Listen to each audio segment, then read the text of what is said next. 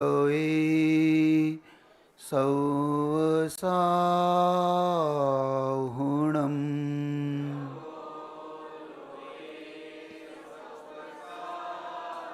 ऐसो पंचनमो यारो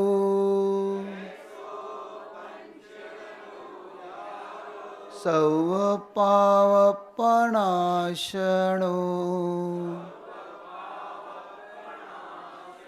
मंगलाणं च सवेसिं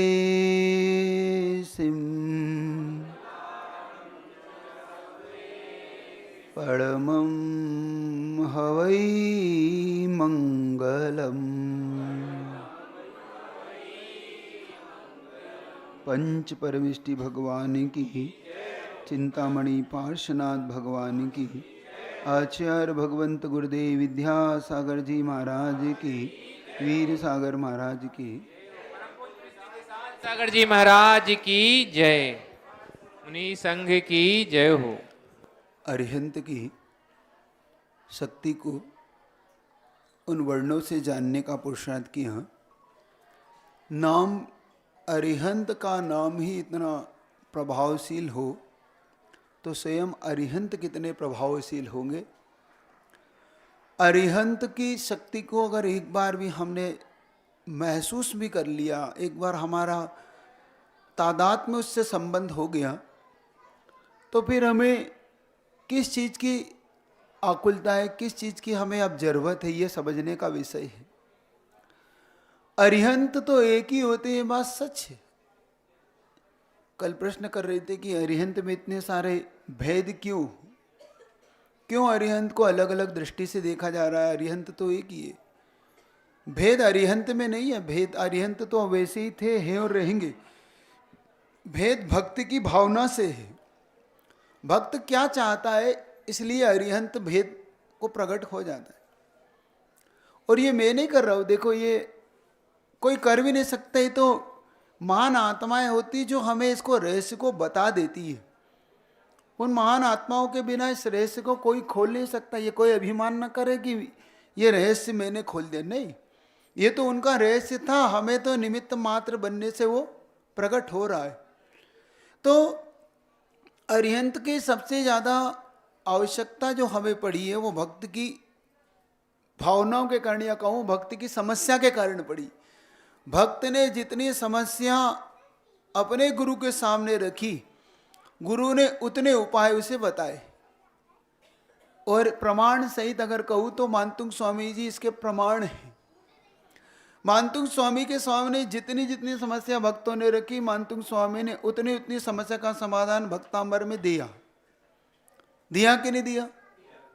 और कितने प्रकार से अरिहंत बताए उन्होंने, एक प्रकार से बताए क्या? नहीं, छमन चवर से युक्त अरिहंत अलग बताए उन्हें, भामंडल से युक्त अरिहंत बताए, नाग का कोई अगर उस पर आपत्ति तो अलग अरिहंत बता रही, अग्नि के लिए हर चीज की उन्होंने अलग अरिहंत ही अलग कर दी। कहते थे एक ही अरिहंत, कोई बात नहीं भाई, ये पढ़ लेना और तुम्हारा काम हो जाएगा। कहते थे मास्टर की है, बस लगा लो हो जाएगा। नहीं है, उनके नहीं होगा। क्यों? और सबसे महत्वपूर्ण चीज देखो, उन्होंने हर जगह तन नाम मंत्र कह दिया। एक जगह उन्होंने कहा कि वहां आपका काम नाम मंत्र से नहीं होगा। भक्तंबर में पूरे श्लोक में देख लो, तन नाम मंत्र, नाग विष दमनी सिंह का हो जाए, अग्नि लग जाए, आपाद कंठ तुरस्मरण, आपको पूरे गढ़ लिया हो, सांकलों से बांध दिया हो। लेकिन एक जगह उन्होंने क्या कह दिया, जब तुझे रोग हो जाए, वहां उन्होंने नाम मंत्र से कह दिया नहीं काम चले। उन क्या, उद्भूत भीषण जलोधर भार भुगना सोचाम दशाम उपगता च्युत जीवितासा तद पाद पंकज रजो मृद दिग्ध दया मरत्या भवंती मकर ध्वज। वहां का नाम से नहीं चलेगा आपका, अब तो तुझे निकट जाके उनकी रज लाना होगी। अब नहीं, नाम मंत्र से तो काम दूर से, नाम लेने से दूर से काम हो रहा था। क्यों अरिहंत बदल दिए? कहते थे नाम ले दो हो जाएगा ठीक, नहीं होगा, होना ही नहीं है वो काम। उन्होंने इसके लिए शर्त लगा दी कि अब जाओ उनकी चरण की रज लेके आओ, वरना ये काम नहीं होगा। ये शर्त है उनकी। और ये रहस्य महंत स्वामी खोल रहे। कल्याण मंदिर में आप देखो, हर जगह स्वयं पूज्यपाद स्वामी शांतिनाथ का स्तोत्र लिखते हुए लिख रहे हैं। वहां पे उन्होंने कहा कि भाई मेरे नेत्र कैसे आएंगे, क्योंकि जब नेत्र चले गए तो उनके लिए अरिहंत एक थे कि नहीं। चलो आचार्य तो थे, आप तो ठीक हो, वो कह देते ठीक है। वहां पे भी सारे एक एक चीज का वर्णन किया उन्होंने। उनका नहीं ऐसे ऐसे अरिहंत से काम नहीं चलेगा। स्पष्ट स्पष्ट है ये चीज। तो समाधान भी उतने ही जितनी समस्या। समझ रहे हो कि नहीं। ये अरिहंत हमारे लिए विशेष तौर से हमें वो अरिहंत चाहिए। अब हमारा दृष्टिकोण, हमारे दृष्टिकोण के अनुसार हमारा अरिहंत भी बदलेगा। नमो अरिहंताणम बोलिए, कोई बात, आप बोलिए नमो अरिहंताणम, बोलते रहिए। क्योंकि अब आप वहां पे, आपको कोई काम नहीं है ना वहां, तो कोई दिक्कत नहीं, क्योंकि कोई आपत्ति नहीं। नमो अरिहंताणम, नमो सिद्धाणम, नमो आर्यणम, नमो उज्जयणम, नमो लोई सबसरणम बोलिए। क्योंकि आपको उनसे अभी कोई काम, उनसे कोई आपको संकेत नहीं देना। अब जब संकेत देना हो तो फिर उनसे कहा कि भाई वहां जाना जहां तुम्हें काम हो। भाई जब तुम्हें दान चाहिए हो तो कौन सा, जब कर्ण कब ढूंढना, तुम जब कर्ण दान देना दे रहा हो, वो कर्ण काम का है तेरे। जब कर्ण सुबह सुबह खड़ा हो और अपने इष्ट की भक्ति करके निकल रहा हो, और जब मुंह मांगा दाम उस दिन मिलेगा, उसके बाद नहीं मिलेगा। 1 घंटे बाद कर्ण नहीं देने वाला। अब तो हो गया दान का समय खत्म। युद्ध लड़ रहा हो तो क्या इस समय तुम युद्ध की चर्चा करना, वो इस समय युद्ध जिताएगा तुम। जब जो चाहिए वैसा व्यक्तित्व उसके साथ जुड़ेगा। ये बात आप अपने दिमाग में बिठा ले। तो जब हमें अरिहंत की भक्ति करना हो, सर्वप्रथम मैंने बता दिया कि सर्वप्रथम अपने उन अरिहंत भगवान को अपने हृदय का विषय बनाए। उनको हम द्रव्य गुण पर्याय से उन्हें अपना विषय बनाए। द्रव्य भी हो, गुण भी हो, पर्याय भी हो। द्रव्य और जो आप पर्याय तो वो हो, लेकिन अब गुण और पर्याय में परिवर्तन आपके साथ आएगा। द्रव्य एक रहेगा। अरिहंत द्रव्य वही है जो 4 घातिया कर्म से नष्ट करके जो अरिहंत बना, वो द्रव्य हो गया आपका। वो आपका शुद्ध द्रव्य अब हो गया। अब आपको गुण और पर्याय यहां पे चेंजेस आएगी। जिस समय आपको जो अरिहंत भगवान की भक्ति करते समय, क्योंकि भक्त अपनी भावनाओं से भगवान को तद्रूप कर लेता है। भगवान के रूप में कोई चेंजेस नहीं आता है। हम भगवान को अपनी भावनाओं से उस रूप कर लेते, तद्रूप। अब देखना हम तद्रूप कैसे करते। जाने जैसी देखी मूरत तैसी, प्रभु मूरत देखी वैसी। जाकी रही भावना जैसी, प्रभु मूरत देखी तिन तैसी। जिसकी जैसी भावना रही वैसी उसने प्रभु की मूरत देखी है। क्या मूर्ति में परिवर्तन आता है? क्या परिवर्तन आ गया? उसने क्या देख लिया? उसने देखा है, वरना ये लिखी नहीं जा सकती थी ये बात। राकी जाकी रही भावना जैसी।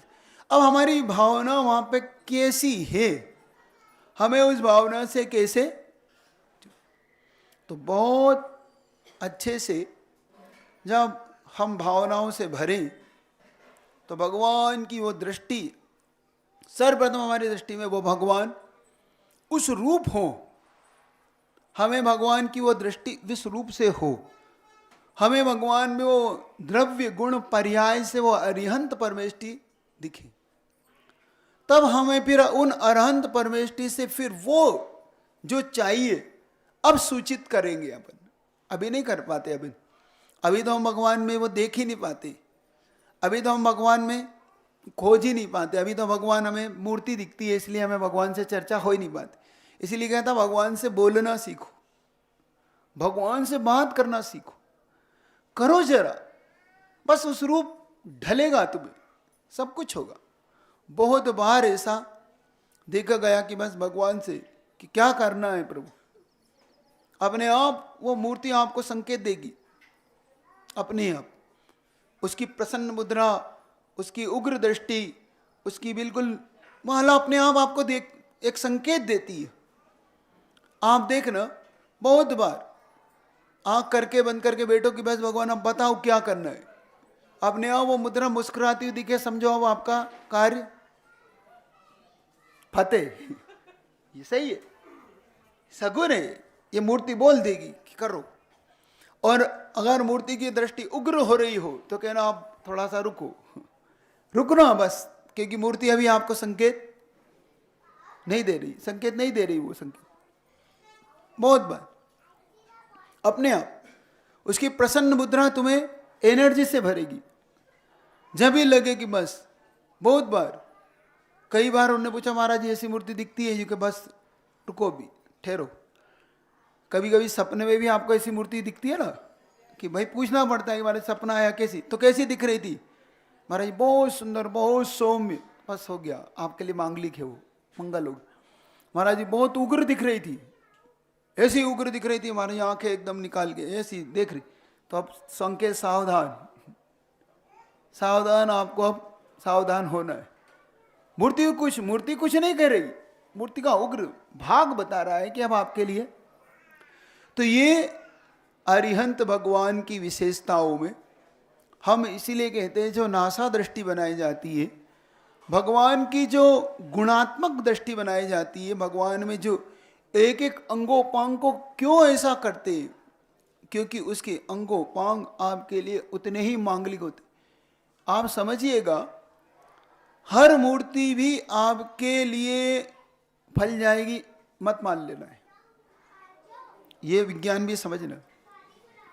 हर मूर्ति आपको लगता हो कि ये मूर्ति मुझे मांगलिक होगी, नहीं, मूर्ति का विज्ञान अगर जिस दिन पढ़ लोगे ना, उस दिन आप आश्चर्य से भर उठोगे कि भाई ये मूर्ति रखना चाहिए कि नहीं हमें। बहुत सावधान रहना मूर्ति रखने में। हर मूर्ति आप नहीं रख सकता ग्रस्त, हर कोई मूर्ति उठा के आपका तो क्या है, सीधा गए भाई ये मूर्ति कितने की है, ये उसने कहा साहब इसकी निचार राशि 11,000 के, बैठ लिया हम अब इसकी प्रतिष्ठा करा लेंगे। और वो मूर्ति पता पड़ा आपके लिए परम अहितकारी, क्योंकि उसने तो उठा के दे दिया, उसमें उसकी नाक कुछ जा रही है अलग है, उसका हाथ कुछ जा रहा है अलग है, और आपको पकड़ में नहीं आती ये चीज, क्योंकि उसकी एक एक चीज अनुपात से नपती है, आंखों की, नाक की, कान की, मूर्ति की, हाथों की, रेखाओं की, बैठक की, और उसका तीव्र प्रभाव समाज पे देखा जाता है। कई बार आप देखना ऐसी भी मूर्तियां होती हैं, वही मूर्ति पूरा गांव खाली हो जाता है, पूरा गांव का गांव वहां से पलायन करना पड़ता है। और कई बार ऐसी मूर्तियां होती हैं कि जिनके मूर्तियों का प्रभाव से वो रख जाए तो पूरा गांव बस जाता है वहां, वो उनके आने से ही बस जाता है अपने आप। ये प्रभाव कई बार देखेंगे। अभी में हम लोग आगरा चातुर्मास कर रहे थे, आगरा में एक व्यक्ति आया मेरे पास, बहुत परेशान था। महाराज जी बहुत तकलीफ में हूँ और 2-3 साल से बहुत तकलीफ में। तो मेरे मन में एक बात आई कि ये परेशान क्यों होना चाहिए। तो मैंने कहा कोई तुम्हारा जिनेंद्र भगवान से या मूर्ति से कोई ऐसा संबंध हुआ है कि 2-3 साल में ऐसा कुछ कार्य तुम्हारे से हुआ है, ऐसा याद करो, तुमसे कोई ऐसी कोई चूक भूल हुई है क्या? तो उसने कहा कि महाराज जी एक भूल तो ये हुई है, भूल तो नहीं कि हम अपने भगवान का मंदिर बना रहे थे, और मंदिर बनाने के दौरान हमने जो शपथ ली थी 1 साल की भगवान को, तो जहाँ भगवान की बैठक थी उस भगवान को हम वहाँ से दूर ले जाके हमने भगवान को विराजमान कर दिया। लेकिन साल भर से हमने लिया था और आज 2-3 साल हो गए हम भगवान को बिठा नहीं पाए उस स्थान पे, बस किसी कारण से हम वहाँ चूक कर गए। अब वो जो भी कारण हो, पारिवारिक जो भी समस्या उनकी हो, मैंने कहा कुछ भी करो भगवान को उच्चासन बिठा दो तुम। अब देखो कोई भगवान कहीं भी रहे, अपमान तो नहीं किया उसने, पूजा हो रही, अभिषेक हो रही, बस स्थान छोटा उनका, और स्थान छूटते ही वो पूरा परिवार परेशान। हमने कहा तुम उन्हें स्थान बिठाओ।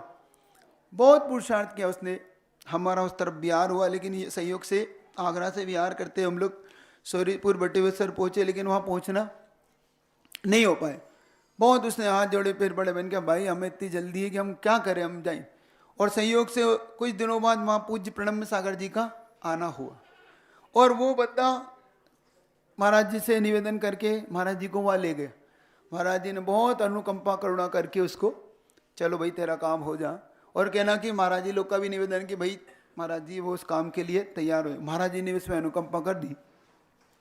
वो बंदा जिस दिन से उस मूर्ति को लेके पूरे परिवार के साथ गाजा वाजे के साथ उस मंदिर जो बनाया उन्होंने नया जिनालय वहां विराजमान कर दी, स्थान पे बैठते ही दूसरे दिन से उसका रिजल्ट आने लगा, उसका मांगलिक होने लगा और उसकी समस्या का समाधान उसे मिलने लगा।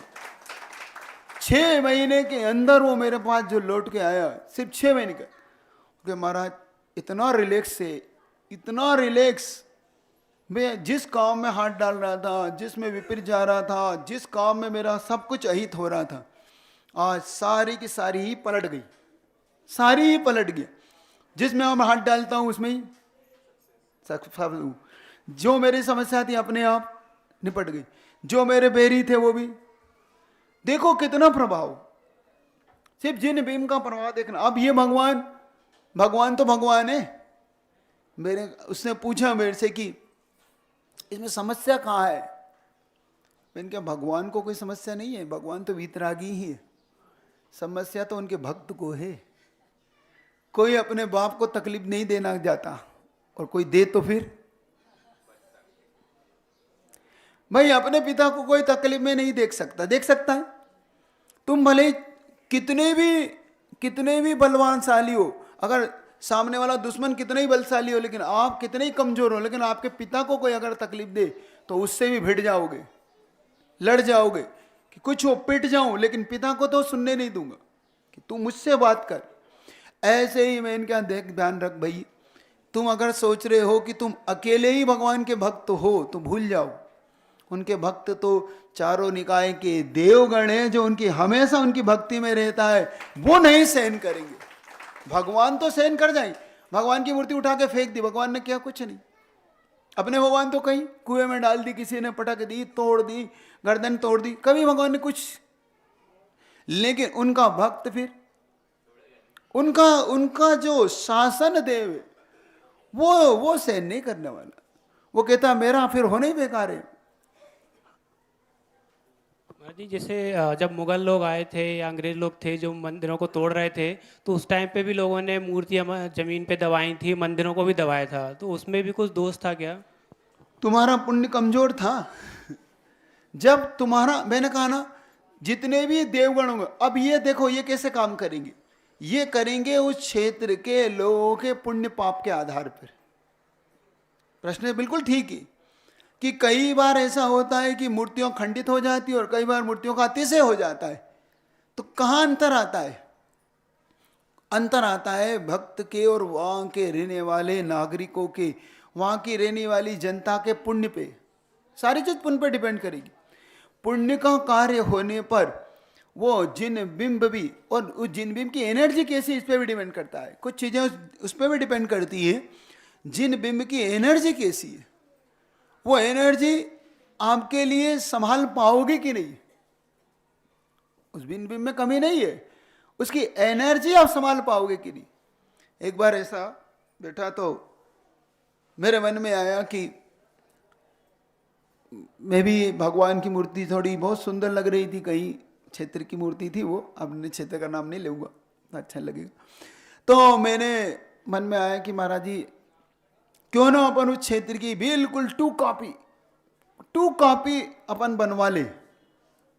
ज्येष्ठ महाराज जी से चर्चा की तो मेरा मन है महाराज जी बस वैसी टू कॉपी बन के अपन विराजमान करने का मन है पंचगढ़। तो उन्होंने मुझे ऐसी डांट लगाई ऐसी फटकार लगाई कि अगर नहीं जानते हो महोदय तो मत बोलो। मैंने तो हाथ जोड़ ली कि भाई जो सुंदर लगी सो बोल दिया अपन ने। तो उन्होंने फिर मुझे समझाया आप जानते हो, मुझसे बोलते आपको पता है कि ये मूर्ति के कारण यहां पर कितनी समाज है, बताओ तुम। इनके समाज तो एक भी नहीं है, क्योंकि आप जितनी क्षेत्र की मूर्ति देखोगे वहां समाज नहीं मिलेगी। आप देखना, अधिकतम क्षेत्र की जहां बहुत बड़े क्षेत्र और बिल्कुल नहीं मिलेगी वहां, तो और जितना बड़ा क्षेत्र उतने बिल्कुल नहीं मिलेगी वहां। वहां क्षेत्र पे आप शिखर जी देख लेना, शिखर जी पे आपको लोग नहीं मिलेंगे, अब सब सब बसेंगे।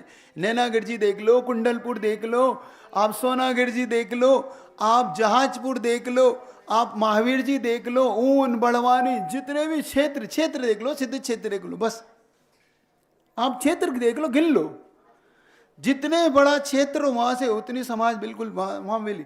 और तो तब उन्होंने मुझे एक गणित दिया, बहुत बड़ा गणित दे रहा हूं आपको, ये समझ लेना, ये तुम्हारे पुण्य से निकल रहा है, मैं कोई सोच के नहीं आया था इस गणित, आज बता। क्योंकि अरिहंत में क्यों परिवर्तन है ये समझा रहा हूं, फिर तुम्हारी नजर तो उतार ही दूंगा जिसके लिए तुम बैठे हो।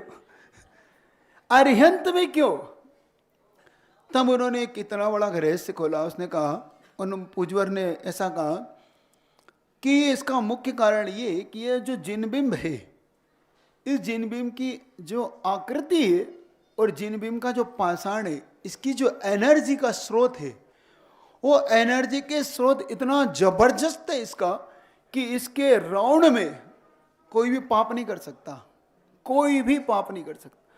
और इसीलिए ये मूर्ति यहां पर गांव बसने नहीं देती कि ताकि तुम पाप कर ना सको, इसका मुख्य कारण है।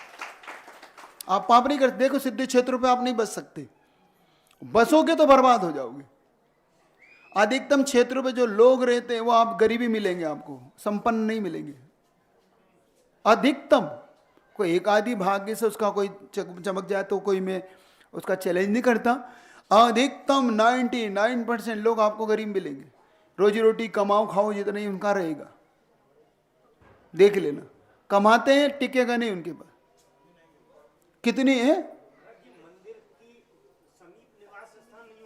नहीं नहीं नहीं, ये नहीं नहीं, अभी गलत स्रोत में मत जाओ, अभी मैं क्षेत्र की चर्चा कर रहा हूं, मंदिर की चर्चा नहीं कर रहा हूं। अभी क्षेत्र कह रहा हूं, क्षेत्र शब्द सुनो पहले। मैंने मंदिर नहीं, तो तुम्हें तो मंदिर में बसवाना है, मुझे गड़बड़ मत कर लेना, और बता रहा आ रहा हूं, आता कर रहा हूं। तो विशेष तौर से उन्होंने कहा चूंकि वो एनर्जी इतनी डेवलप हो चुकी है और मूर्ति का जो वास्तु है, उस वास्तु के कारण वहां से समाज पलायन कर गई है, लेकिन उसकी एनर्जी ने से क्षेत्र बना दिया। क्योंकि इस एनर्जी को जो भी लेगा, लेके जब बाहर जाएगा तो पनप जाएगा, और यहां रहेगा तो डूब जाएगा। जैसे आपसे कहा था, कभी भी किसी भी बड़े ट्रांसफार्मर के पास नहीं रहना, वो आपके घर तक बिजली पहुंचाए, लेकिन किसी भी बिजली ऑफिस के आसपास मत रहना जहां से बिजली की स्रोत बहता हो, निपट जाओगे। क्योंकि वो 11,000 वाट से जा रहा है, वो आपको चाहिए 440, और 440 कन्वर्ट होके 220, समझ रहे हो, झटका खा जाओगे। जो आपकी मूर्तियां बनाई जाती है, अब सुनो जो आप पूछ रहे, जो आपकी समाज के लिए बनाई जाती है, वो विशेष तौर से उसका जो वास्तु निर्मित किया जाता है, वो 220 वाट का निर्मित किया जाता है, जिस तुम्हारे पास सारी एनर्जी डेवलप होके तुम्हारी समाज बनी रहे कभी भी। और एक और चीज कह दूं, हर किसी से मूर्ति लेना नहीं, हर किसी से मूर्ति प्रतिष्ठित कराना नहीं। हो प्रतिष्ठाचार से कह रहा हूं, साधुओं के लिए नहीं कह रहा हूं।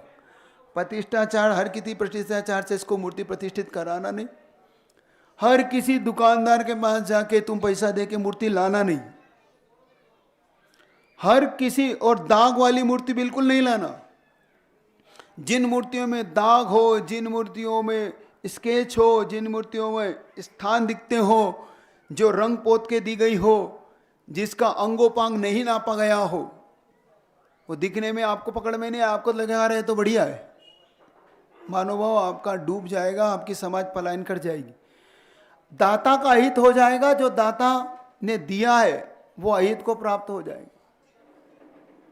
जो लिखते हैं ना दाता लोग कि हमने मूर्ति दान देना, मूर्ति दान देने से पहले 1000 बार पहले समझना कि कौन, हाँ वहाँ का कौन है, कौन प्रतिष्ठा, कौन गुरु है, किसके गुरु के सानिध्य में हो रही है, कौन इसका प्रतिष्ठाचार है, कौन इसको सूर्य मंत्र दे रहा है, कहाँ रखी जा रही है।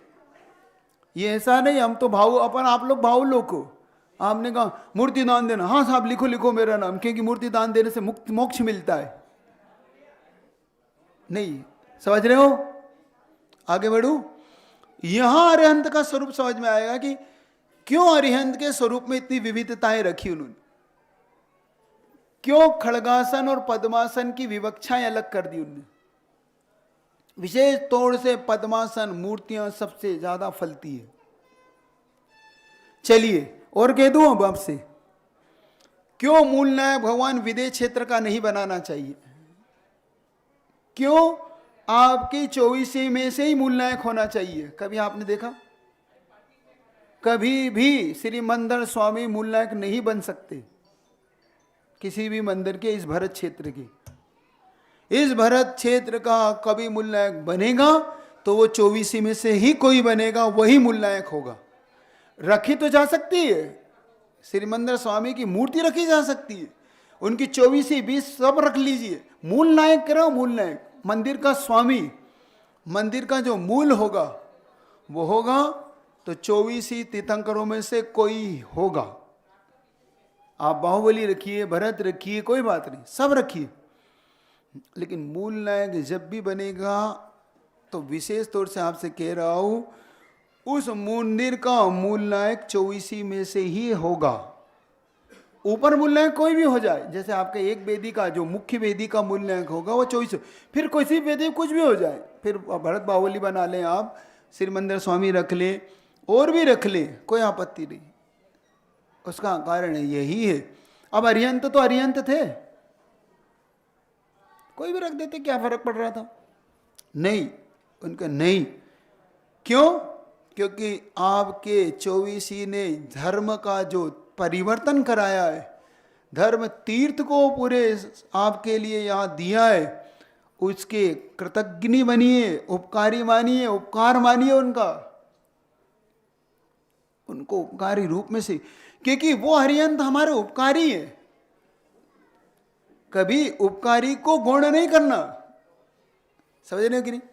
एक मेरे जीवन की एक चुक बताता हूं, मेरे जीवन की चुक का एक रहस्य खोलता हूं आपको। एक दिन वैसे ही शादी का माहौल था किसी, अब वो शादी किसकी थी तुम छोड़ो उसको तो भाई मैं अपने मित्र को पत्रिका देने गया और संयोग से मैंने मित्र के नाम से दे दी वो पत्रिका, और मित्र को इतना बुरा लगा उसको। उसने कहा कि मैं नहीं आ सकता तुम्हारे यहाँ। मैंने कहा भाई तेरी मेरी मित्रता, दिक्कत क्या है? क्योंकि वो कोई दिक्कत नहीं, लेकिन तुम बस इतना सा कर देते, मेरे पिताजी के नाम से दे देते तो मेरा बहुमान रह जाता और मैं जरूर आता, लेकिन गलती तुमने इतनी कर दी कि मेरे नाम से दे दी। अब देखो मित्रता मेरी उससे थी। अब मैं पत्रिका उसको दूं कि उसके पिताजी से मेरा क्या लेना देना, उसके पिताजी से मेरा क्या लेना देना। लेकिन उसकी मम्मी को, उसके पापा को इतना मतलब मन में लग गया कि देखो बेटा अब हमसे भी बड़ा हो रहा है, अब बेटा हमारी वैल्यू अब शायद इतनी, उसे इतना बुरा लगा कि भाई तू इतना ही कर लेता, इतनी समझदारी रख लेता। अब मैंने कहा भाई मुझे क्या मैं तो भावुक तेरे भावना में भेज के तुझे पत्रिका। बात समझना, बात पत्रिका की नहीं थी, बात घर के मुखिया की थी और मुखिया की इज्जत की थी। मुखिया तो वैसे ही नहीं आता, मुखिया और खुशी खुशी भेजता कि ले बेटा तेरे नाम से ही, मेरे नाम से तू ही चला जा, क्योंकि तेरा मित्र है, मैं क्या करूँ वहाँ जाके, और मेरी तरफ से और लिफाफा दे दे। सुन रहे हो कि नहीं। बस यही कारण जब हम अपने 24 के बारे में करते तो वो कहते एक लिफाफा और दे दे मेरी तरफ से, जा ये मेरा मुखिया बन। मुखिया, बात पकड़ में आ रही। अब ये सूत्र है, हाँ, तो आप बात को पकड़ लेना, ये तुम्हारा काम की है। ये बहुत जबरदस्त। अरिहंत क्यों परिवर्तन, क्यों अरिहंतों में भेद है? महाराज जी नमोस्तु। जो आपने बताया कि किसी के पर्टिकुलर नाम से भी अगर वो मूर्ति का नाम, अगर जैसे 24 तीर्थंकर हैं, कौन से होंगे? 24 तीर्थंकर तो अरिहंत हैं, सभी हैं, तो उनमें से भी किसी एक को अपन को रखना पड़ेगा, या वो कैसे डिपेंड? देखो अब ये भी बात तूने पूछी तो बहुत, देखो मेरे से तो मैंने कहा तुम पूछोगे तो सब बताऊंगा, नहीं पूछोगे तो कुछ नहीं बताऊंगा। जो भी रखे जाते हैं अरिहंत में भेद किया ज्योतिषियों ने। अब देखना, प्रतिष्ठा पाठ में कहते कौन सा अरिहंत तुम्हें फलेगा, सर्वोत्तम अरिहंत, उत्तम अरिहंत और मध्यम अरिहंत। अब देखो अरिहंत में भेद कर दिया उन्होंने। मैंने कहा भाई अरिहंत तो अरिहंत है, कोई से भी रख दो, क्या फर्क पड़ रहा है? लेकिन नहीं, गांव की राशि, उस दाता की राशि जिसने नेचावर राशि से उसे रखना चाहा है, जब दोनों को मिलाया जाता है भगवान की राशि से, नगर की जो राशि हो, दाता जो दे रहा है उसकी राशि जिसके नाम से रखी जा रही, अब भगवान की राशि जब उससे मिलती है, भगवान की राशि मिलाना मतलब क्यों? क्योंकि जब रखी जा रही है वो दाता के कल्याण के लिए रखी जा रही है, दाता की हर प्रकार से कल्याण हो, उसका आर्थिक उन्नति हो, सामाजिक उन्नति हो, उसकी पारिवारिक उन्नति हो, उसके साथ उसके कल्याण के हर मार्ग उसको खुले। इसमें देखना मुख्यतः क्या थी, ऐसी कौन सी बात थी जब वहाँ पे ये क्यों?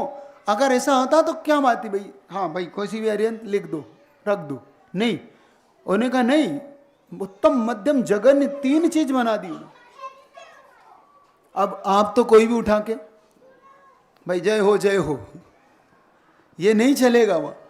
इसीलिए उस दाता के फिर नहीं निकलते तो उसके परिवार में देखते हैं कि भाई उसकी माँ के नाम से, उसके पिताजी के नाम से, उसके बेटे के नाम से, उसके कोई बंधु के नाम से निकाल के फिर रखे वो। लेकिन भगवान की सर्वोत्तम और उत्तम दृष्टि वाली मूर्तियां ही विशेष तौर से रखी जाएं, उसमें भी मूल नायक तो विशेष वही रखे जाएं जो समाज को उन्नत बनाने वाले ही हो। ये विशेषता के साथ रखना चाहिए, ये आपको ध्यान रखना। तो महाराज जी एक और क्वेश्चन इसी से निकल के आता है कि सपोज कीजिए कि जब मंदिर बढ़िया से मूर्ति हो गई है, दाता के लिए भी फल रही है, वो समाज के लिए भी फल रही है, पर उस समय जो दूसरी समाज के जो नाम, जैसे आपने बोला ना, उसकी राशि उसके मैच कैसे करेगी? मतलब वो प्रतिष्ठाचार्य करेगा ना वो काम। प्रतिष्ठाचार्य कोई मुनि महाराज बताएंगे कि भाई ये वाली इसके लिए अपने लिए रहेगी। नहीं, मेरा क्वेश्चन ये है महाराज जी कि जैसे गांव में 1000 लोग और रह रहे हैं, हाँ। उन सब की राशि तो उनसे मतलब जो बैठे हुए उनसे मैच नहीं करेगी, नहीं, बट उनको फल फिर क्या दे होता है कि जैसे 24 में अब एक तो रख दिया आपने, हाँ, फिर अलग अलग दाताओं की अलग अलग राशि मिलाई जाती है, फिर अलग अलग राशि में जैसे आदिनाथ से किसकी मिल रही है, अभिनंदनाथ से किसकी ऐसे फिर वो उसकी बैठ जाएगी उससे। उसमें भी एक ही राशि में 3 में भी ऐसी नहीं होती, उसमें भी बहुत सारा 8 9 मूर्तियां आती हैं एक एक खंड में। जैसे उत्तम में आ गई 8 मूर्तियां, आदिनाथ, चंदा प्रभु, महावीर, पार्श्वनाथ, फिर उसमें से दाता के मिला लो। दाता के पैर में फिर किसी किसी के तो निकली। इतना दुर्भाग्य थोड़ी है जो मूर्ति दे रहा, इतना भाग्यवान तो हो गई होगा कि कहीं तो उसकी टिकी जाएगी। नहीं महाराज जी, मेरा मतलब ये बोल रहा हूँ कि बहुत अच्छे से फल रहा है सबके लिए, तो वो कहीं ना कहीं कनेक्ट हो ही रहा है, मतलब हाँ हो रहा है। कहीं ना कहीं देखो कभी कभी बिल्ली के भाग से छींका फूट जाता है, जरूर नहीं कि उसने अरे नहीं मिलाई, मान लो उसने फिर भी फल गई उसको। ये क्या पूछ रहे हो ना? यही महाराज। तो ये तो बिल्ली के भाग्य से उसे फल गई कि भाई उसे संयोग से उसकी भी राशि वही बैठ गई, भगवान की भी वोट बैठ गई और उसके पोबारा हो गए। लेकिन जरूरी नहीं कि वो हाल किसी को, तो ये विशेष तौर से ध्यान। चलिए। नमस्ते महाराज जी। महाराज जी अभी जो वर्तमान जैन शासन में भरत क्षेत्र में 24 तीर्थंकर हैं, वो सभी सिद्ध परमेष्टि हो चुके हैं, सिद्ध शिला में विराजमान है। तो देखा जाए तो अभी वर्तमान में भरत क्षेत्र में अरिहंत परमेष्टि है ही नहीं, लेकिन हम प्रतीकात्मक रूप में मूर्ति पूजन के रूप में अरिहंत परमेष्टि की प्रतिमा की प्राण प्रतिष्ठा करके पूजन करते हैं। लेकिन वो सिद्ध शिला में विराजमान है, वो मोक्ष हो चुका है उनको, तो उन्हें तो वैसे ही कुछ लेना देना नहीं। जबकि हमें अगर कोई तकलीफ हो, दर्द हो, परेशानी हो, तो हम भगवान के पास जाके सूचित करते। तो अगर सूचित करना है तो हमें अरिहंत परमेष्टि जिनका समोसरण विराजमान है, अगर उनको सूचित करें तो वो मोक्ष मार्ग का उपदेश दें। लेकिन सिद्ध शिला में विराजमान है, तो फिर कैसे इसका? मैंने पहले ही बता दिया आपको कि सिद्ध भगवान तो अब आपके लिए सिद्ध नहीं चाहिए, आपके लिए अरिहंत चाहिए। श्रावक को कौन से चाहिए? अरिहंत। और ये विराजमान करते ही हम इसलिए, हमारी मुख्य दृष्टि यही होती कि हमें अरिहंत परमेष्टि चाहिए। क्यों? क्योंकि बताता हूँ, हमारे लिए ओरिजिनल भगवान काम के नहीं है। अब और सुनो, बता दूँ, ओरिजिनल भगवान हमारे काम नहीं आते, हमारे लिए आते हैं मूर्ति, जिन बिंब काम आती। जिन महिमा से मनुष्यों को सम्यक दर्शन नहीं कहा, जिन बिंब से कहा। और सुन लो, अब जिन महिमा से नहीं कहा, जिन भावना से देवों को कहा, जिन बिंब से मनुष्य और तिरंचों को जिन बिंब से कहा। एक बार क्या हुआ, हनुमान से किसी ने पूछा कि हनुमान तुम राम के इतने नजदीक रहते हो, फिर ये सीने में हनुमान राम को लेखा कि क्यों बैठे हो? पता है आपको? सीना फाड़ के हनुमान ने क्या दिखाया था? राम दिखाए थे। तो अगर तुम राम के इतने निकट रहने वाले व्यक्ति हो, तुम्हें क्या जरूरत पड़ गई राम को अपने हृदय में बिठाने की? तो उसने कहा क्या करूं, ये ओरिजिनल राम का कोई भरोसा नहीं है, ये कब मुझे छोड़ के चले जाए। इसलिए मैंने अपनी श्रद्धा के राम बिठा रखे। अब कहाँ जाएंगे ये तो मुझे लेके जाएंगे। ये अपनी श्रद्धा के भगवान है, ओरिजिनल भगवान नहीं। हमारा कल्याण होगा श्रद्धा के भगवान से। ओरिजिनल भगवान तो गए, उनको ना कल मतलब था ना आज था। इन्हें मतलब, इनसे अपने को मतलब आज है। तो बस ये बहुत बड़ा तंत्र है। मैंने कल कहा था ना, ये तंत्र है, ये मूर्ति नहीं है, ये बहुत बड़ा तंत्र है। नमोस्तु भगवान, नमोस्तु भगवान। जो हमारे गांव में अजैन लोग जो सीरियस होते हैं, यानी ऊपर जाने वाले होते हैं, तो इनको ये मंत्र बोलने के लिए बुलाते हैं। वो बोलते हैं कि आप मंत्र बोलते हैं तो इनको मुक्ति जल्दी मिल जाती है। तो ये जाके सब पहले सब नेम देते हैं, यानी मांस मच्छी का वो हाँ, तो? अजैन लोग को। तो नमोकार मंत्र उनको बोलने को बोलते हैं। तो ये अच्छा है क्या? बहुत बढ़िया काम है, हाँ, तो बहुत बढ़िया बोलते काम हैं। है। तुम सुग्रीव का पुराना भाव पढ़ो। हाँ। सुग्रीव पुराने भाव में बेल था। जब मरण को प्राप्त हो रहा था, उस समय इन्हीं राम ने जब उसे नमोकार मंत्र दिया, तो अगले भाव में वो राम का सबसे बड़ा सहायक बना, सहयोगी बना राम के लिए। बस तुम्हारे जीवन में सब काम आएंगे। नमोस्तु भगवान, चलिए, तो आगे का विषय बढ़ा रहा हूँ, मुख्य विषय। हाँ, नमस्ते महाराज जी, नमस्ते महाराज। महाराज जी, अभी हॉस्पिटल में हमारे साथ में एक घटना हुई है। अभी संस्मरण का समय नहीं, 2 तारीख। अभी बाद में सुनूंगा। तो सबसे मुख्य चीज, हाँ आपका सुनूंगा, सबका लिखवाऊंगा, सबसे लिखवा रहा हूं मैं, तुम भी लिख के लाना। तो सबसे मुख्य चीज समझो, अपनी आस्था को इतना प्रबल, इतना कट्टर बना लो, इन अरिहंत भगवान से ऐसा जोड़ लो, अपने आप को ऐसा जोड़ लो। किसी ने पूछा महाराज ये नजर का, अब नजर बता देता हूं आपको, तो आपका थोड़ा काम। कल किसी ने पूछा ये नजर क्या वस्तु है, पहले ये समझो। नजर होती क्या है आखिर, ये कैसे लगती है ये, और ये लगती भी है कि नहीं। पहली बात, नजर व्यक्ति को सबसे ज्यादा अपनी प्रभावशीलता से लगती है। जब आप प्रभावी होते हैं, जब आपका प्रभाव बढ़ता है, तब आपको नजर लगती है ना। कोई एरे गेरे नथुरे को लगेगी नजर? नजर लगती कब है? जब हम प्रभावशील होते, जब हमारा प्रभाव होता है। फिर तो गुरुजी भी को भी लग जाती, क्योंकि उनका प्रभाव तो फिर सबसे ज्यादा लगती है। तो मैं कहता हूँ आचार्य विद्यासागर जी को ही नजर लगती है सबसे ज्यादा, बहुत। क्यों? और दिख जाता है वो अलग। जिसको नजर लगती है उसको अलग दिखना, उसका मुरझा हुआ चेहरा, उसके अंदर की बिल्कुल ऐसा लगेगा कि अब कुछ काम करने की इच्छा हो ही नहीं रही। आज बिल्कुल एनर्जी का डाउनफॉल सा दिख रहा है। देखना आप, जिसका प्रभाव, जिसको सबसे ज़्यादा, और सिर्फ मनुष्य को नहीं, त्रियंच को भी लग जाती है। मनुष्य की नज़र मनुष्य को, और मनुष्य की नज़र तिरंच को, लेकिन तिरंच की नज़र किसी को नहीं लगती। आज तक तिरंच की नज़र नहीं, लेकिन मनुष्य की नज़र लगती। और इसका प्रमाण ऐसा भी है, जब आदिनाथ पुराण में देखा, वहां पे माँ की नजर उतार रही है देवियां। जब मैंने इसको पढ़ा तो मैंने कहा माँ की नजर क्यों उतारने की देवी?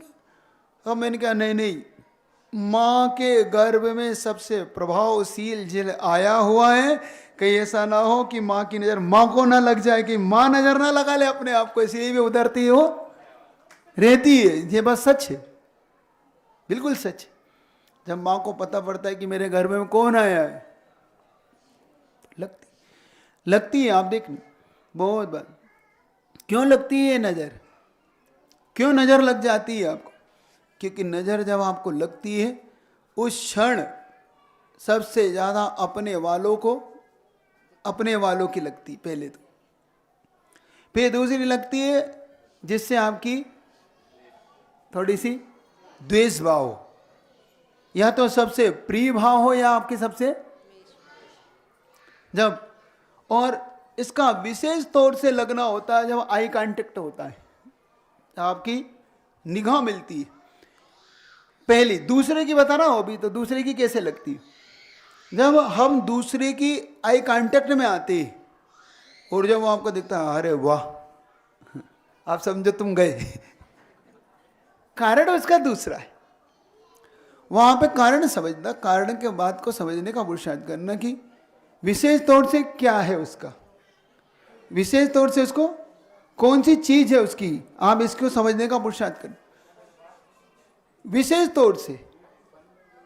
तो जब हमारे जीवन में इस तरीके से नजर लगती है, तो नजर लगने का मुख्य तो ये होता। अब समझो, जब जीवन में, हमारे जीवन में इस तरीके से कोई घटना घटने लगे, पकड़ना कि वो कैसे हमें अट्रैक्टिव कर रहा है, कोई चीज हमें कैसे, कोई की चीज कैसे लग रही है, पकड़ना इस बात को महसूस करेंगे।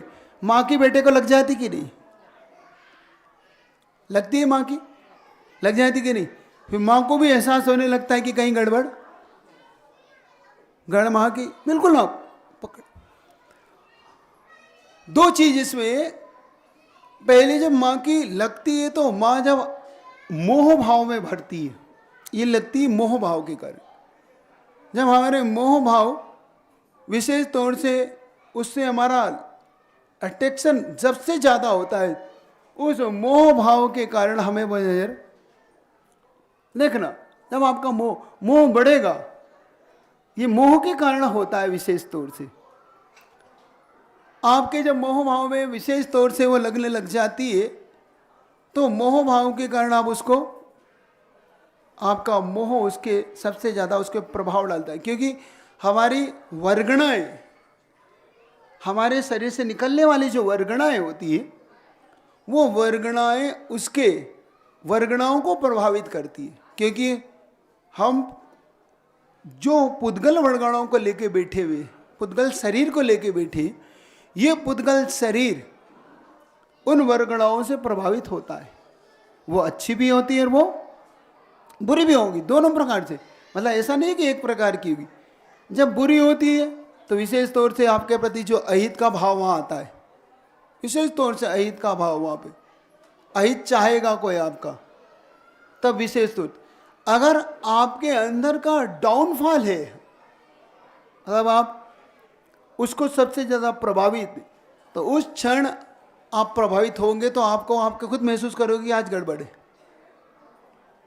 पहली बार ये किसकी? दुश्मन की। जब आपके अंदर अपने वालों की लगेगी, अपना वाला जब मोह भाव से भरेगा, वो देश भाव से भर रहा है, ये विशेष तौर से मोह भाव से।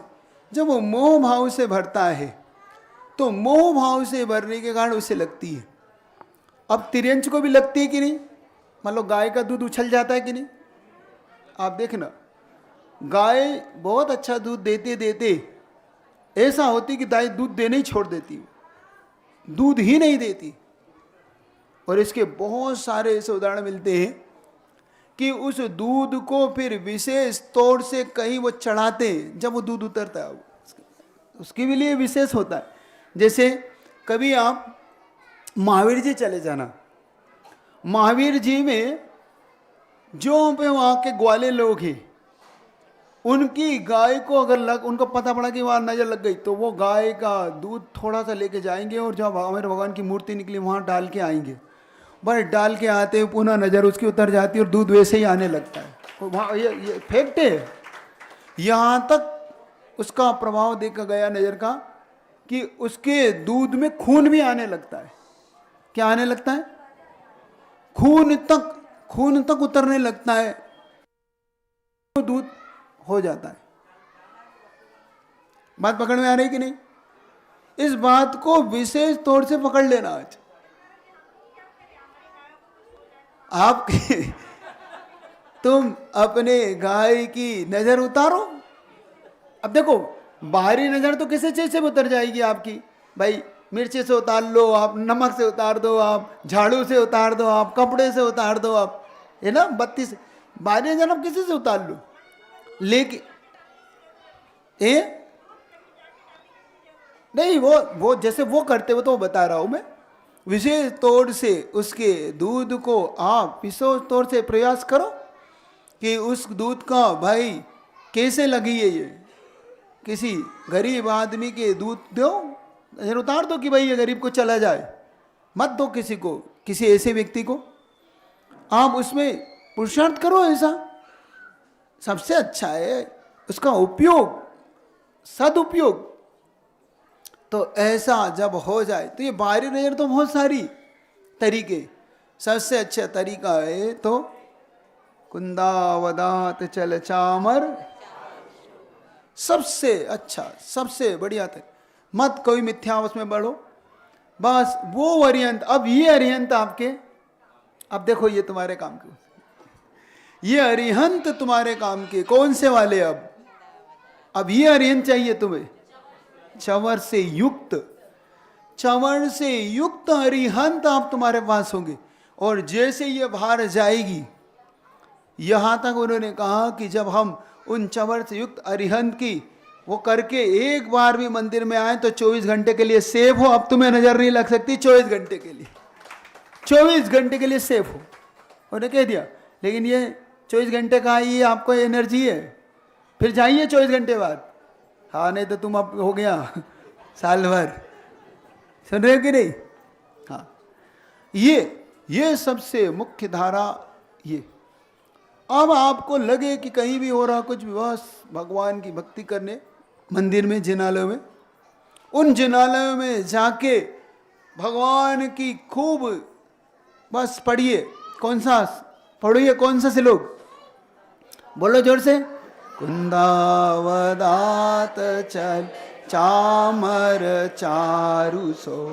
अब ऐसे नहीं, ऐसे करना है, मक्खी मत भगाओ। अब तुम तो क्या करते हो, बुला लेते हो और अब तुम उल्टा कर लेते हो, लग और जाती है तुम्हें। अब तुम कहते हो महाराज उल्टा हो रहा है। अब भाई निकालना था तुम्हें, लगा और ली, ऐसे करके, ऐसे करके बाहर करिए उसे, मतलब ऐसे करके बाहर। अब तुम ऐसे ऐसे ऐसे ऐसे करते हो, कोई ऐसे ऐसे करता है। अब बताओ, उल्टा तो काम कर रहे हो तुम। उसका सही डायरेक्शन दीजिए, उसे महसूस करिए कि, और अंदर से क्या महसूस करना है? अंदर से महसूस करिए कि सब बाहर हो गया मेरा, जितना भी नजर सारी की सारी बाहर हो गई। दिन में एक बार जरूर भगवान के पास ये बस ये श्लोक पढ़ के दिन में एक बार, और शांति धारा के समय करो। उस समय तो बहुत शांति धारा के समय, क्यों?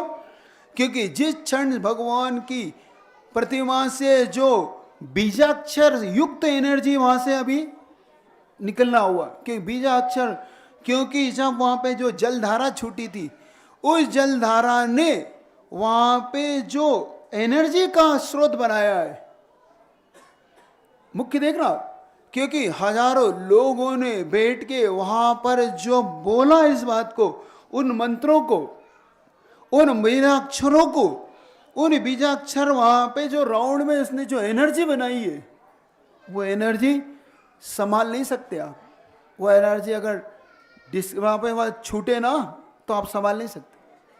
और कभी ऐसा कोई मिल जाए तुम्हें एनर्जी को नापने का स्रोत तो नपवा लेना, कभी नपवा लेना। जिस क्षण आपकी शांति धारा से पहले की एनर्जी और शांति धारा के समय की एनर्जी, वो एनर्जी आप संभाल नहीं सकते, इतनी इतनी तीव्र एनर्जी वहाँ होती है, उस गंधों की एनर्जी।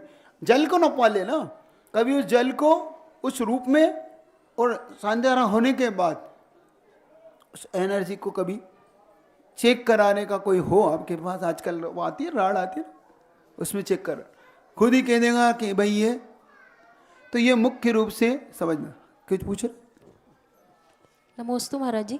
महाराज जी, ये तो हो गई अपनी नज़र उतारने की बात। अगर छोटे बच्चे हैं तो उनकी उतारनी है, तो ये श्लोक पढ़ के ही उतारे? बच्चों को भावना दीजिए, क्योंकि हमारे यहाँ भावना का बहुत बड़ा अभाव।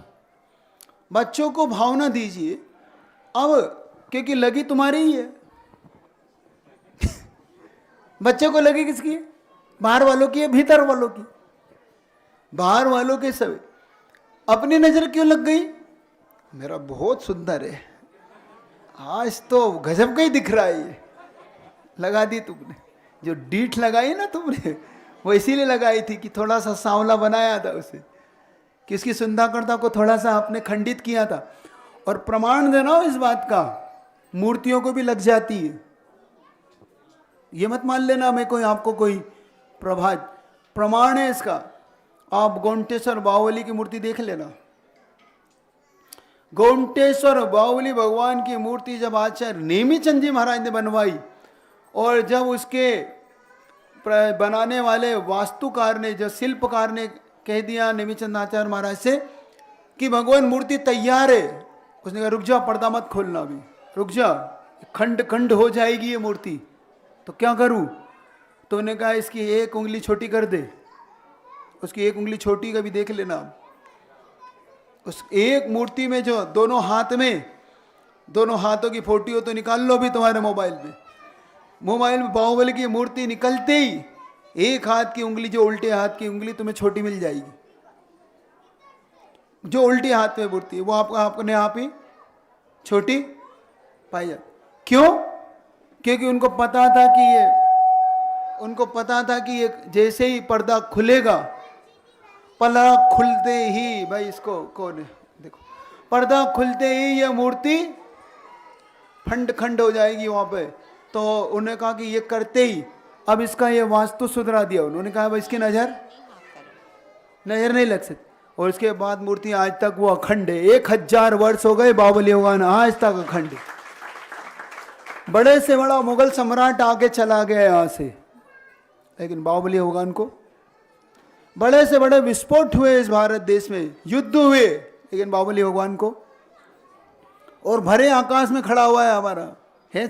मिल गई मूर्ति, मिल गई, देख लिए तुमने, मतलब मेरा विश्वास नहीं किया।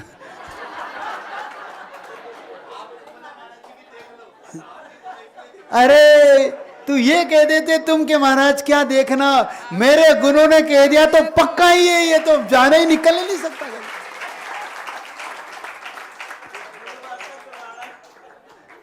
गुरु वचनम प्रमाणम, मतलब अभी भी तुम्हारा विश्वास। मैं यही देखना चाह रहा था कितने लोग को मुझ पे विश्वास है कि चल। नमोस्तु महाराज जी।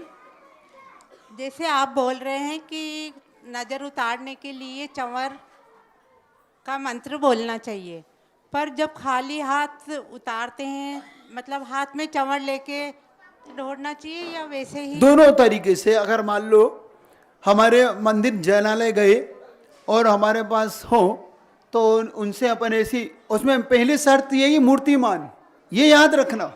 ये मुख्य चीज क्या है?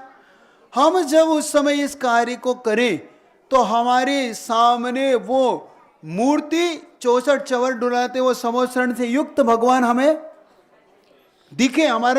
हमारा सामने जो स्कोप हो, हमारे सामने जो अरिहंत भगवान दिख रहे हो, वो अरिहंत भगवान हमें चवर से युक्त, समोसरण से युक्त दिख जाए, चवर से युक्त दिख जाए। मुख्य रूप से हमें कि उनके चारों तरफ 64 चवर या 2 चवर ही ऐसे दिख जाए, बस मूर्ति मान के दिखते ही अब तुम्हारी नजर उतर गई, अब तुम्हारी नजर को कोई की नजर नहीं, किसी की नजर, किससे ही बड़ा, कितने बड़ा लगाने वाला हो, अब तुम्हें नजर।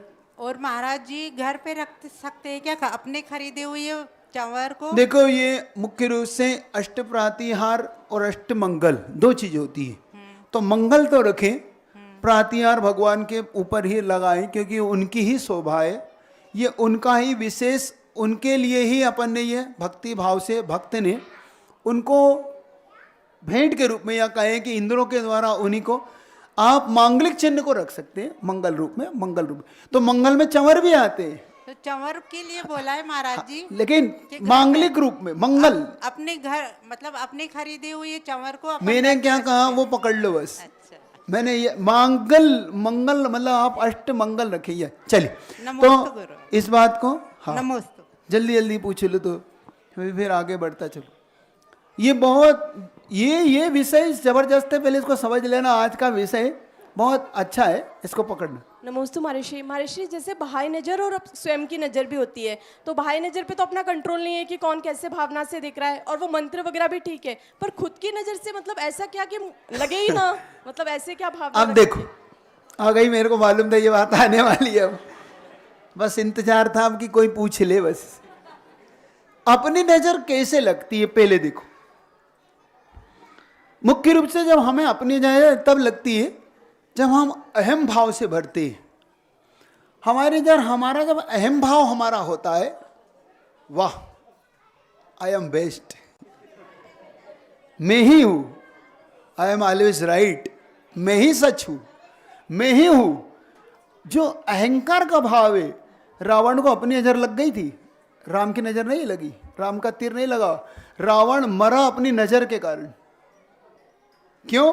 अहम लंकेश, मैं रावण, तीन कण का अधिपति, मुझे वो वनवासी मारेगा, उसे कौन ले डूबा? रावण को अहंकार ले डूबा। दुर्योधन को किसकी नजर लगी? खुद की, खुद की नजर दुर्योधन को लग गई, खुद के ही अहम भाव ले डूबा। आप पांडव को वनवास क्यों जाना पड़ा? जब उन्हें खुद की नजर लग गई। पढ़िए आप इतिहास, जब जब हम सब अहम भाव में भरेंगे, बस हमें लग गई। और देखो हम जब दूसरे की तो उतार लो, अब अपनी कैसे उतरे? मुख्य पॉइंट तो ये कि भाई दूसरे की तो लोन से उतार लो, नमक से उतार लो, झाड़ू से उतार लो, मिर्ची से उतार लो, चवड़ से उतार लो, वो तो बहुत सारी चीजें उतार लो। अब अपनी कैसे उतरी? अहम भाव से जब हम भरते हैं, जब हमारा अहम भाव, अहंकार हमारा अंदर बोलता है, जब हमसे कहा जाता है कि देखा आज ये मेरे सामने 2 टके का, अब तुम्हें बताएगा कौन है 2 टके का। ये टका को तरस जाओगे, 2 टका का आज जिसको तुम बोल रहे हो।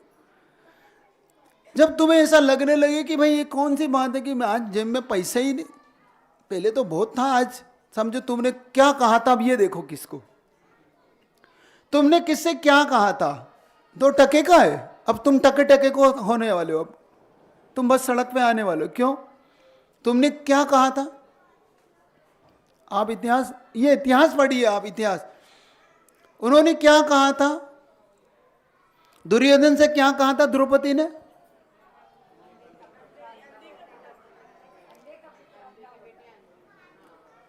क्या कहा था? अंधे का बेटा अंधा। बस दुर्योधन ने कहा अब लग गई तुझे नजर खुद की। अब दुर्योधन ने क्या दिन दिखा दिया? अपनी नजर ने उसे क्या, द्रौपदी को क्या दिन दिखा दिया? कौन सा दिन दिखा दिया? ये चीज पकड़ो, तुम आगम को पकड़ो। आगम क्या कह रहा है? कैसे ये कार्य हुआ? जिसके 5 पांडव, जिसके रक्षक हो, जिसका रक्षक करने वाला कृष्ण हो, जिसका युधिष्ठिर जैसे हो, भीम जैसे हो, अर्जुन जैसा जिसका पति हो, नकुल से जैसे जिसके देवर हो, जिसके जेठ हैं इनके जैसे हो, भीम अकेला जिस पूरे कौरवों को हराने का दम मद्दा रखता हो, आज भीम के सामने ये कार्य हो रहा हो, तो समझो तुम्हें कितना बड़ा कार्य तुमसे हुआ है, तुमसे कौन सा अपराध हुआ है। अपने अपराध को पकड़ो। जिस क्षण अपने अपराध को पकड़ लेंगे बस हमारा सारा कार्य हो जाए। आ जाता है ज्ञान का मद। बस तुम्हें लगना, अब समझो कि तुम्हें अब ज्ञान होने वाला नहीं है, तो प्रश्न याद किया हो भूल जाओगे। आ जाता है ज्ञान का मद, आ जाता है रूप का मद। सुंदर कितना, चेहरे पे देखने वाला नहीं मिलता। बता दूं, प्रमाण दे दूं, सनत चक्रवर्ती का देख लेना। सनत चक्रवर्ती को खुद की नजर लग गई। सनत चक्रवर्ती क्या बोल रहे उठे, अरे अभी तुमने देखा ही क्या है। अहम भाव में भर गए। सनत चक्रवर्ती ने जब उन देवता स्पेशली उन्हें देखने आए थे, देवताओं की सभा में जब इंद्र चर्चा कर रहा हो, सौदर इंद्र कह रहा हो कि इस समय सबसे, इस भरत क्षेत्र में सबसे सुंदर कौन है, तो क्या कामदेव इस समय सनत चक्रवर्ती से सुंदर कोई नहीं है। देवता क्या इतना सुंदर जिसकी सभा में चर्चा हो रही। वो देखने आए कि चलो भाई देख के आते। जब देखने नीचे आए और देख के सनत चक्रवर्ती कैसा था, मटमेला एकदम। क्यों? क्योंकि उस समय वो रियाज कर रहा था। किस चीज की? वो मल्ल युद्ध का रियाज। मतलब वो पूरा धूल में सना हुआ, चेहरा सना हुआ पूरे, और बढ़िया अपने लंगोट टंगोट पहन के। अच्छा, अब वो कैसा लग रहा होगा जब वो रियाज कर रहा होगा? उस समय कैसा लग रहा होगा? वो पहले धूल में सना हुआ, पल गंदा सा में। उसके बाद देवता कह रहे इतना सुंदर, ये इतना सुंदर लग रहा है। तो सनत चक्रवर्ती ने कहा आप कौन हैं? तो क्या हम देवता थे, सौदर इंद्र ने हमें बताया था कि सबसे सुंदर सा है। तो चक्रवर्ती कैसा लग रहा है? देवता ने जो सौदर इंद्र ने बताया उससे भी ज्यादा सुंदर दिख रहे हैं आप तो बहुत सुंदर है। तो सनत चक्रवर्ती के मन में आ गई, अभी तो देखा ही कहाँ है, अभी देखना है ना मुझे, तो जरा वहाँ आओ। कहाँ? राजसभा में। जब मैं नहा स्नान इत्यादि करके मुकुट माला लगा के जब आऊँगा, आई एम ब्यूटीफुल जब मेरी ब्यूटी, तो वहाँ देखना, वहाँ सुंदरता। भाई ये बात तो सच है।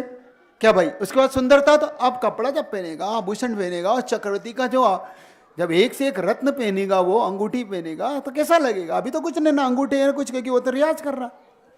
और जैसे ही वो अपने अहम भाव में आया, अहंकार भाव से भरा, अहंकार भाव से भर के जब वो सिंहासन पे पहुंचा बैठने के लिए, और देवताओं को बुलाया गया, बुलाओ भाई उनको बुलाओ, हम कैसे लग रहे हैं जरा दिखाओ। तो देवताओं से बुलाया, देवताओं ने नीचे निगाह कर ली। तो उन्होंने कहा क्या हो गया? चक्रवर्ती अब वैसे नहीं दिख रही। और सारी सभा कह रही है तो बहुत सुंदर, अब तो बहुत सुंदर दिख रहे। देखो सभा कह रही है बहुत सुंदर, अब तो रियाज में से भी लाख गुना सुंदर, क्योंकि अब तो आभूषण पहने। और देवताएं कह रहे नहीं, क्योंकि उन्होंने वो देख लिया जो लोग नहीं देख पा रहे। उन्होंने क्या देख लिया? जो हमारी ये बाहरी चक्षु नहीं देख पा रहे, उन्होंने अपने अवधि ज्ञान रूपी चक्षुओं से वो देख लिया जो हम सब नहीं देख पाए, सभा नहीं देख पाई। और जैसे उन्होंने वो देखा और कहा कि क्या कमी है, क्योंकि चक्रवर्ती बस गड़बड़ हो गई आपकी, गड़बड़ हो गई आपकी। क्या हो गया? बुलवाया उसने एक पात्र बुला के कहा चक्रवर्ती इसमें थूक दो। जैसे ही चक्रवर्ती थूका, कीड़े बिलबिला गए। क्योंकि ये उन्होंने पूछा ये क्या है? चक्रवर्ती कुष्ठ रोग है, हो चुका है आपको अंदर से। क्यों हुआ है ये? तुमने अपने कामदेव होने का जो मद किया है, रूपवान होने का जो मद कर लिया तुमने चक्रवर्ती, तुम्हारी निगाह तुम्हें नजर लग गई। सुन रहे हो कि नहीं? जब तुम्हें इसका मद होने लगे, धन का मद होने लगे कि मेरी दुकान बहुत चल रही है, तुम्हें लगने लगे मेरा बहुत जबरदस्त मेरे पास ज्ञान है, तुम्हें लगने लगा मेरा बल कितना है, देखा मेरा बल कितना है, देखे मेरे कपड़े कितने सुंदर है, और कोई यहाँ तक भी कोई दिक्कत नहीं है। अब सुनो कहाँ दिक्कत कहाँ है? दिक्कत यहाँ तक नहीं है, सुंदर है तो है, कपड़े हैं तो हैं, पैसा है तो है, बल है तो है, लेकिन आपके मन में जब ये बात आ जाए, ये तुच्छ मेरे सामने कहाँ लग रहा है, ये जो बात तुम्हारे मन में घर कर जाए, इसलिए मेरे सामने आ गया, मेरी सुंदरता को खराब कर रहा है। देखा कहाँ लग रहा है मेरे साथ। बस ये चीज जो आती है तुम्हारे मन में, तुलना, जो तुलना का भाव तुम्हारे मन में आए तो समझना आप तुम्हें लगने वाली है तुम्हारी। अब तुम्हारा पतन नहीं रुक सकता, ये पतन तुम्हारा बिल्कुल लगेगी। बहुत मेरे कल का बहुत सारे दृष्टांत दिए जिनको लगता है कि अब चौके में आ रहे और उनके अंतराय होते हैं। जब मुझे हमें लगता है कि बहुत दिन से अंतराय नहीं देखा, आए हम बस उस दिन आएंगे, हमारी लाइन लगने वाली। मैंने भी इसका प्रयोग मैंने भी कर लिया। कई मन में आता है, देखा इनके महाराज जी को 3 आ गए, अपने को तो महीनों से नहीं आते, बस दूसरे दिन आ गया पट्टा वो इतना बड़ा कुंडली मार के बैठा हुआ, निकाला तो ये लंबा। उसने कहा लो और बोलो। हमने कहा भाई हो गई गड़बड़। हाँ ये है, क्या बात है, मैंने बताया ना हो जाता। तो अब तो समय हो रहा है तुम्हारा, कल की बात आज फिर रह गई, जहाँ से शुरू कल से शुरू हुई थी। तो कल करूँ चर्चा तो करूँगा, विषय तो नहीं छोड़ूंगा, विषय तो करूँ। तो ये अरिहंत आज तो इतना ही रखता हूँ। ये अरिहंत आपके विशेष तौर से काम के। अब अपनी अपने को लग जाए तो कैसे उतारना वो कल समझ लेंगे, क्योंकि ये बहुत जरूरी विषय था। ये बहुत समझ लेना कि अब परायों की तो बहुत उतरती, उतार भी लेते हो, अपनी लग जाए तो कैसे उतारना, इस विषय को कल से दूंगा। जो हो सो हो, अब बहुत हो गया। कल इतने 2 लाइन से तुम्हारा ना पेट भरेगा ना मेरा, ना भजन गाए बिना सुने बिना तुम्हें चैन नहीं, और गाए बिना मुझे चैन नहीं। दोनों को चैन नहीं होता, करे क्या, है ना। तो इतने ही रख लो भैया। चलिए तरी जो हो सो हो, जो है सो है, हमको क्या हम जन्म सुनिश्चित, मरण सुनिश्चित, जन्म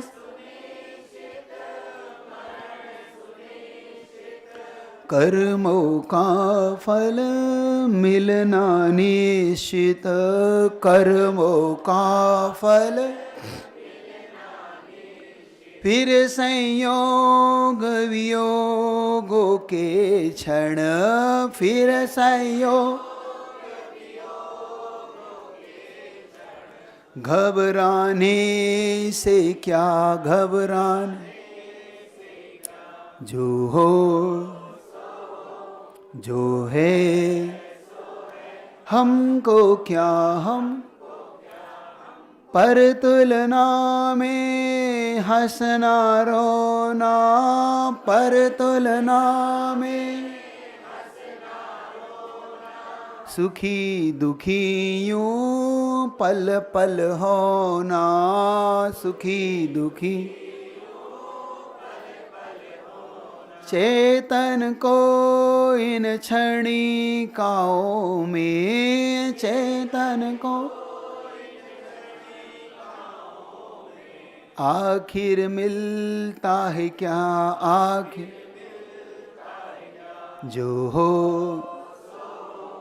जो है सो हमको क्या, हमको क्या, हमको